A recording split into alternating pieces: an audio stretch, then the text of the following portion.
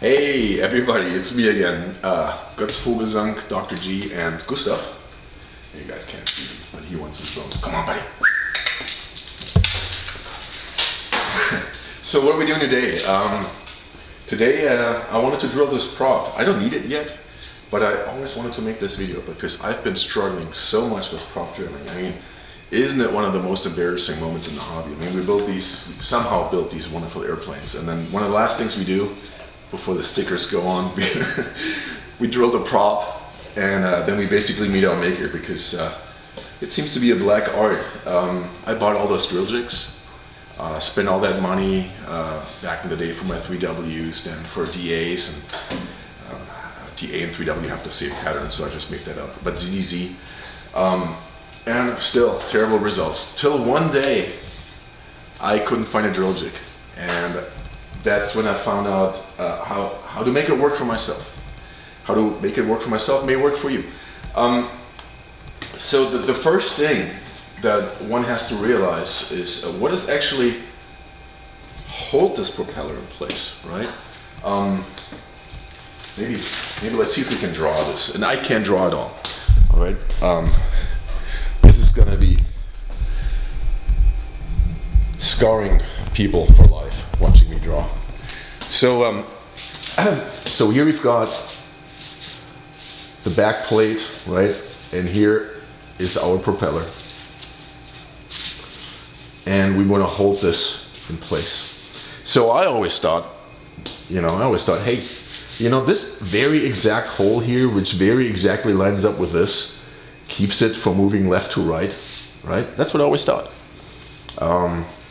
Before I talk to someone that's smarter than me. and it was explained, it made total sense. It made total sense. Actually, my dad explained this to me. How come? How come? Because my father, back in the day, I don't know if you guys remember these, like, sort of, I don't want to call it plastic, that would be rude, but those early, like, 90s, 80s propellers of questionable material, they would slip on the hub, and not all the hubs back in the day had, like, the OSs always had like a surface, like a waffle cut, and others too, but every now and then there would be a motor that would just be flat, absolutely blank. So what my father would do, he would make round, very finely coursed, sandpaper discs, and he would just glue them to the back of the propeller. And I said, why do you do that? He's like, he's gonna keep it from twisting. Like, what are you talking about? And he explained it to me, because I thought it's the bolts, right? No, it's actually the pressure.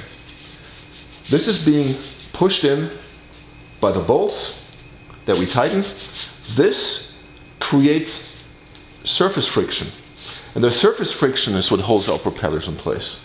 All right? So when you are in the unfortunate situation that your prop is shearing off, or you see someone that blows up a prop and they say, oh, the bolts they sucked. No, what it was is like something settled on a wooden prop. The wood settled on a carbon prop. Maybe just a bolt traveled out, who knows. But what happens is that this surface tension, this friction diminishes, and all of a sudden the whole thing wants to shake, right? With every combustion cycle, right? We don't have an electric motor that has tons of wounds and it's very smooth in acceleration. No, this is a 2-stroke or 4-stroke, and it goes bam, bam, bam, bam, and that always hits. And always wants to make this slide. Anyways, long story short, that being said, I realized that, hey, if this is my prop and this is my hub down here, and it's not how exact those holes need to be, because that's not what holds it. What holds it, yeah, would be nice if I would be left-handed. You guys could actually see stuff. What holds it is the friction. I'm like, hey, I can cheat a little with my drilling, because what I want to accomplish is friction, right? That's really the most important thing. Of course, I don't want to put like an M6 hole in an M5 bolt. You can't do that. We all get that. You don't want to be too sloppy. But hey, what this allows me, we'll get to that later. If this is what my hole looks like, right? All of a sudden, let me draw it out. Let me fill that out. If it turns into an hourglass shape, and I'm exaggerating right now, let me paint this even better. You know, this still right here at the center point, we're still at M5, and down here and up there, let's say we're at M5-3, who cares, right? But now on our 6-bolt circle, we now got a little bit of leeway right here. We don't have to be as precise. Now, if we have CNC brains and we're that exact, who cares, right? But I don't have that brain. You know, as hard as I try, I will never match a CNC machine with my by-hand drilling. Of course, I use a drill press, but let's hurry up a little bit. I know I'm stealing too much time, but I really wanted this to be understood that what we're talking about is friction. And that's why it's so important for anyone that flies wooden props. Would you take this poor prop, put it in a vise in your shop, tighten it as much as you can and leave it there for a week? No, of course not, because you would indent this. You would like say, what the heck have I done to my expensive propeller? Now it looks like, you know what I mean. Now it looks all crappy. But that's not our problem. Who cares what it looks like? Our problem is if you have it in your vise, and this is your vise right here. This is just a vice grip right here. I'll hold it up a little closer so we can finally see it. So here's what I drew up where your bolts go down. That's the friction down here, all right? And this is your vice movement. If you leave it in here, unbeknownst to you, because there's a prop washer above, and if you don't touch the bolts, you won't ever know, this will settle, just like it would in the vice. It's organic material. So what happens now? Now, this pressure diminishes. So if you have your airplane after flying day, if you want to play it safe, I'm not saying it's super dangerous, otherwise everybody will lose propellers, right? Always take the crap I'm coming up with 5 grains of salt. Always question me. But this can lead to it, and why risk it? So what I do, I relieve all 5 of the bolts, and bolt number 6, I always have go up by a little bit more and have it stick out, so that I see it the next flying day that that's not tight. Anyways, here's the hourglass again. You couldn't see it earlier, I bet, and I do apologize for that. But that's the regular drilled hole. This is what we're gonna get to later on. And I can't draw, we established that. So first thing, proof of concept that this stuff is organic, right? This prop, all wooden props, they're CNC drilled. Doesn't matter whose prop it is, they're perfectly drilled. And they use the perfect drill bit. It's not like they can't afford good drills over there. So that was drilled at 10. Now, you know, comes down here to North Carolina, we've got the humidity, blah, blah, blah, all that good stuff. Look what happens, let me move that over. All of a sudden, right? I mean, I can force it down, but that's terrible, right? So the first thing I do with all my props, that's a 10.2. You say, hey, now we're too big. But here's the fun thing that happens. And there's gonna be a lot of improvising because this is gonna be a one take. Why is it gonna be a one take? First take, I mean, single take. Because I only have one propeller. So if I screw that up, you know, I will screw it up. If I screw up, then I do that merely for entertainment purposes. So let's start with that guy. So what I'm gonna do, I'm just gonna hit it real quick with the 10.2 and look at the shadings that came out. All right, it's minimal, and the fun thing is I went quick in and out, and this 10.2 has seized by now, and I don't want to measure it. I'm, you know, not crazy like that, not a numbers freak, but if I would estimate, it probably went back to a. Okay, this guy has a naturally given talent for being in the way. He's quality control around here. He's the guy you want to talk to on the phone if I screw up. So now this prop, but check this out. You would think there's slop. There's absolutely none. This is a perfect fit. If you get close, you will hear the friction. Yeah, on the table, but I mean this right here, right? So it turns out that just by trial and error, oops, that's my pinball. Trial and error, I found out 10.2. I told you it's improvised. Oh my God, that was the action shot. That was CG, by the way. That was not real. So, so what do I want to do now? So, I used a prop washer back in the day. I didn't have that. That's how, let me get to that. That's how the whole thing started. I used a prop washer. And all of a sudden, I ended up with a first try perfect drill. And I'm looking here at my drill jig experience of years, and they always sucked. I never had good results. And all of a sudden this worked. How can that be? And I thought about it. The reason was that this thing was thin. This is thin. Now why is that important? Because, you know, let me get one of those drill jigs. I still have them, I didn't throw away. Okay, so here's a good old, I don't even know what brand drill jig, but that's what you're used to, right? That's what we're all used to, this kind of stuff, real hefty. So now I drill my first hole, and of course, you know, I don't drill it in the air. I put the drill press on the table, the drill on the table press table, so it has a back. So drill the hole, I can't see through. So I never get feedback of where I'm at. I don't know if I traveled by a bit. I mean, yes, I'm gonna put like a thorn or a dowel through there to keep it from rotating. You can mark it on the outside, you can do all sorts of things. But you know what, you have to do it 5 more times. And my dumbass managed, I guess, every time to mess it up somehow.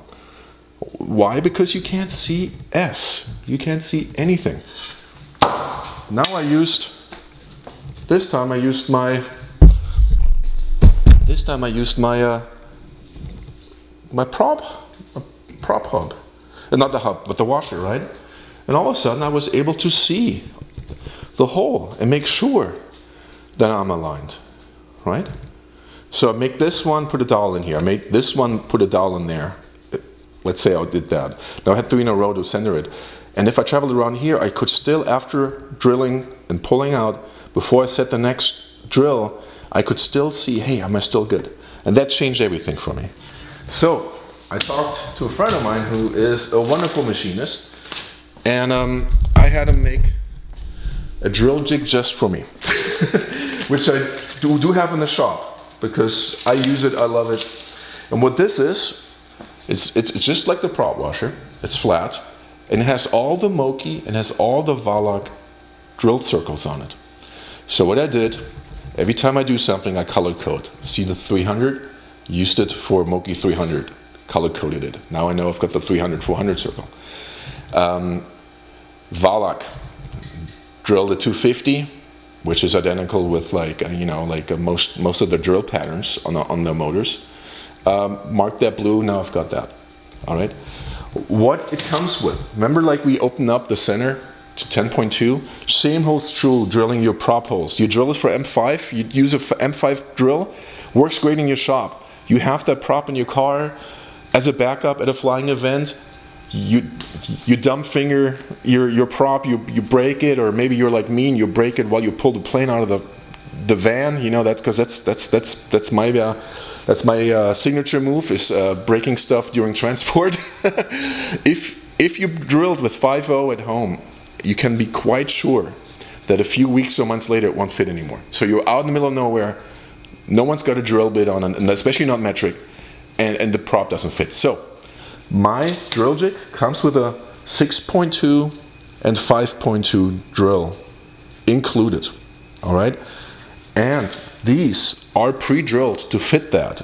And Moki has on the bigger motors, starting with the 300, they have a 12mm shaft. So you've got the spacer, all right?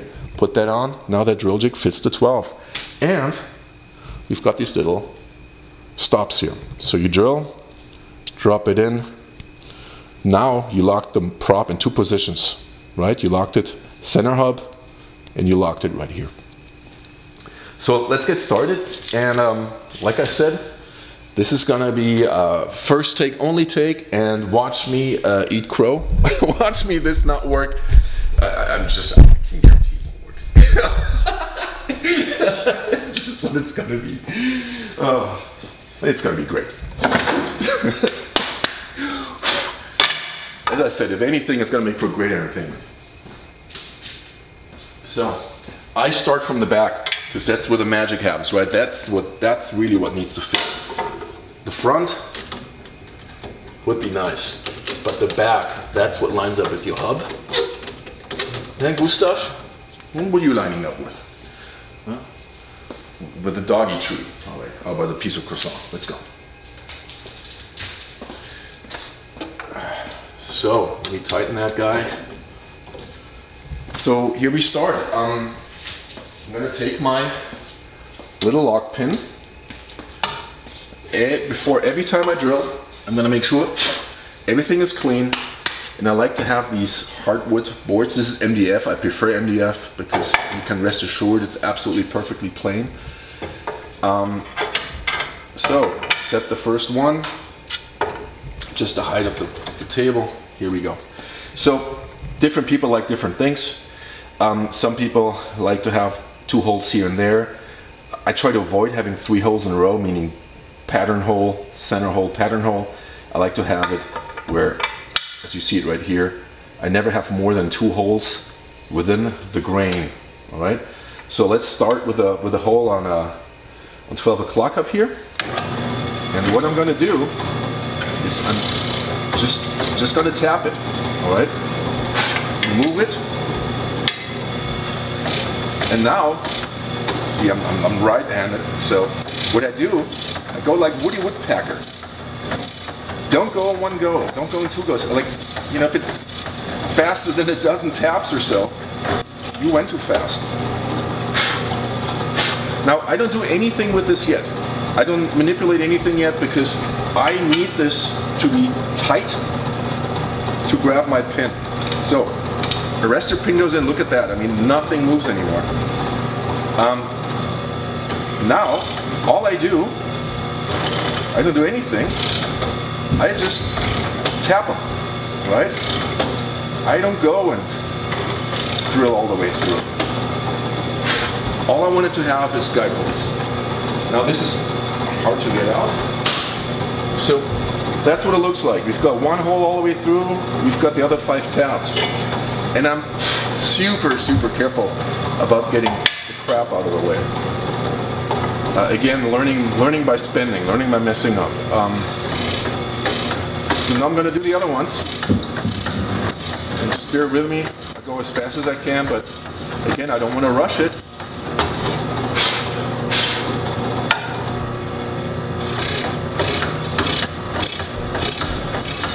And I'm sorry about the long explanation in the beginning. I'm just afraid that if I show this first, you guys stop watching after I'm done.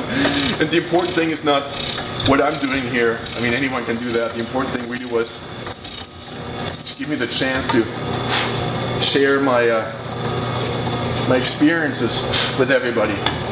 And as always, there's 100 roads leading to Rome, right? This is not the only way of doing it. Absolutely not. There's going to be guys out there that are going to be wizards of prop drilling. I haven't met them yet, but I bet they're out there. That's the last one.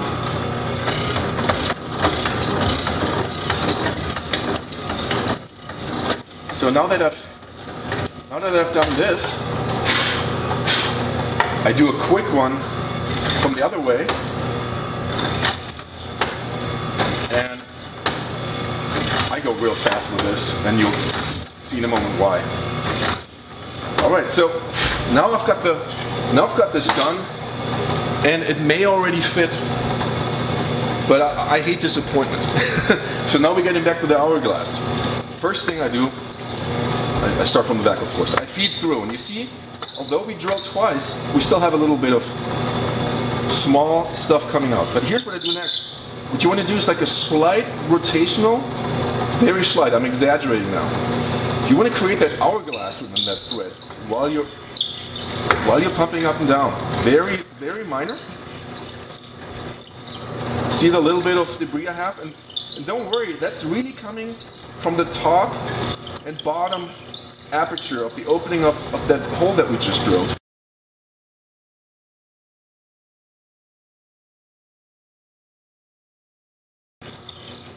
right?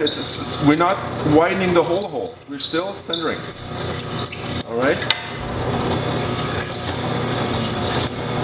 Yeah, we're good. So now let's see if the hype, the time, the setup was worth it. So, oopsie. Let me not forget the prop washer, of course. Yeah, I love these Valag engines. They're just beautiful. What you hear upstairs is my crazy kids. You know, with COVID, there's all that virtual academy stuff going on, and that's what we have. So, number 1, number 2, number 3, number 4. That's number 4, I'm sorry.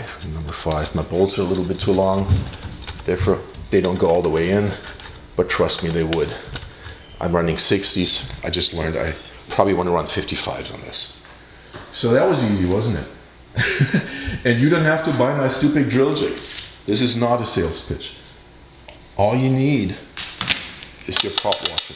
If you want to use your prop washer and you want to not get that drill jig, let me show you my arcade back in the day setup. Here's what I had back in the day. I just used dowel sticks and I would wrap them with Scotch tape to make them work, and that would hold the prop washer in place. Okay, and then I would take a short M5 bolt to set it for anti-rotation before I drill. So don't worry about but if you want them, I mean, those are ready to go, and they come with the drills you really want, right? Those comes with those slightly oversized drills. I don't have the 10.2s in stock. You can get those at McMaster and Amazon and so forth. I really recommend getting those for wooden props as well. All right, guys, and now, a little late, I'll have my first sip of coffee. Thanks for hanging out, and Gustav, any last words? It doesn't look like it. Bye-bye.